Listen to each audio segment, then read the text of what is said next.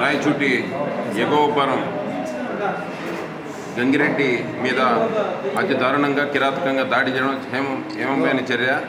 దారిలో అక్రమంగా అంటే దారిలో వస్తున్నాగా ఎగోపురం పల్లె కాపు కాసి దాడి చేశారు.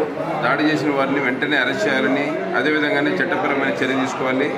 అక్రమంగా గత ప్రభుత్వంలో దాదాపు ప్రతిరోజు లక్షలాది రూపాయలు ఇచ్చి సంపాదించి అక్రమంగా ఇసుక మట్టి ఓ పక్క దందా చేసి డబ్బులతో ధనము సంపాదించి వాళ్ళకు అహంకారంతో విర్రవీగుతున్నారు. అందుకోసమే ఆనందరెడ్డి కానీ వాళ్ళ అనుచరులు కానీ వెంటనే అరెస్ట్ చేయాలి.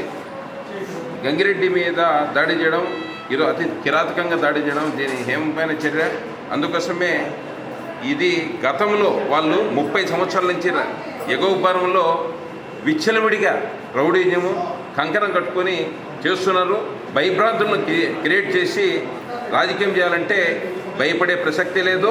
ఎంతటి వారైనా వాడి మీద చర్య తీసుకోవాలని ఆనందరెడ్డిని వాళ్ళ అనుచరి వర్గాన్ని వెంటనే అరెస్ట్ చేసి కఠినమైన చర్య తీసుకోవాలని డిమాండ్ చేస్తున్నాం.